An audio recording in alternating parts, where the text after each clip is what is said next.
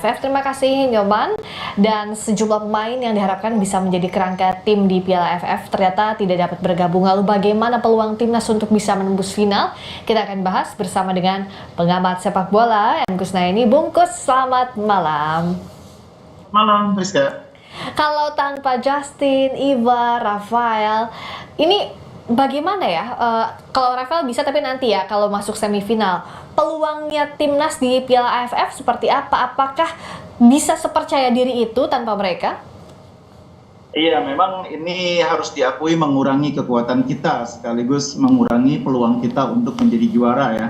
Bagaimanapun kita harus mengakui bahwa level sepak bola Indonesia meskipun kita sudah berada di posisi sebagai tim yang mampu bersaing di Piala Asia, tapi kalau kekuatan timnya tidak penuh, saya pikir akan membuat daya saing kita kembali ke level di mana kita harus mengakui bahwa Vietnam, Malaysia, Thailand itu punya kemampuan yang tidak terlalu jauh dengan kita. Dengan materi pemain yang rata-rata masih di bawah usia 23 tahun, saya pikir tidak akan mudah bagi kita untuk bisa mengalahkan tim-tim yang mungkin kalau tim kita full tim, kita akan bisa dengan percaya diri mengalahkan mereka.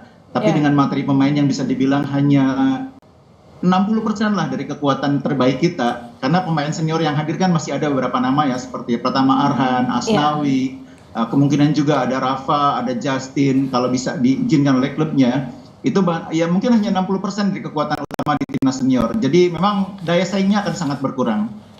Tapi setidaknya kalau peluang di penyisihan grup masih bisa percaya diri nggak sih, Bungkus? Oh iya, kalau di fase grup saya pikir masih bisa lolos kita ya, masih bisa masuk termasuk dalam 2 besar untuk lolos ke semifinal ya. Cuma memang untuk juara itu yang lebih sulit.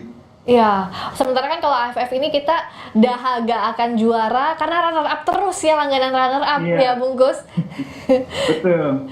Tapi kalau dengan mayoritas pemain muda, target final ini masih realistis atau tidak sih? Karena kan pasti Shin Tae-yong juga dengan formasi seperti ini tidak mau asal-asalan. Apalagi bebannya sudah berat, ada ekspektasi tinggi dari para fans timnas.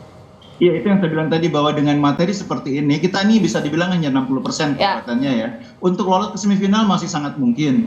Tapi final dan juara. Juara memang agak berat, karena kalaupun kita lolos dari semifinal lalu mencapai final, minimnya pengalaman yang dimiliki oleh pemain-pemain yang sekarang ada di tim, itu akan membuat mereka di final nanti mungkin akan kesulitan seandainya bertemu dengan tim yang bisa dibilang berpengalaman ya, seperti Malaysia, Vietnam, atau Thailand, itu yang akan menghambat. Tapi kalau untuk lolos semifinal saya masih optimis. Oke, tapi satu selain pemain tadi yang absen, berikutnya juga kan waktunya sempit. Tidak sempat ada uji coba mungkin ya, Bungkus, kalau kita lihat dari timelinenya. Nah, untuk menyamakan frekuensi, apalagi ada pemain-pemain muda yang harus punya chemistry yang sama dengan para pemain senior, ini bagaimana ya yang harus dilakukan Shin Tae-yong? Iya, untungnya sebagian besar pemain yang dipanggil ini kan pemain yang pernah bermain di kelompok umur yang sama ya. Sebagian bahkan juga sempat dipanggil memperkuat tim nasional meskipun tidak sebagai pemain utama. Dan itu akan membantu mereka memahami cara main yang diinginkan oleh pelatih. Kalau chemistry memang itu mau tidak mau harus dibentuk melalui pertandingan ya. Dan itu saya pikir persoalannya bisa dihadapi oleh sebagian besar tim juga sama. Karena tim-tim seperti Malaysia, Thailand, atau Vietnam, sebagian juga kan kompetisinya masih jalan. Sehingga mereka belum sepenuhnya bisa menjalani pemusatan latihan untuk persiapan. Jadi persoalannya sama. Nah, mungkin keuntungan bagi mereka adalah karena materi pemainnya sebagian besar kelompok usia yang sama, sehingga menggabungkannya relatif lebih mudah. Kalau kita ini kan bisa dibilang kan ada 3 lapis kelompok umur ya. Ada yang betul-betul sudah senior seperti Asnawi, ada yang senior tapi usianya masih 20-an tahun, ada yang usianya masih belasan tahun, ada Arhan Kakak misalnya gitu ya, ada beberapa nama lain.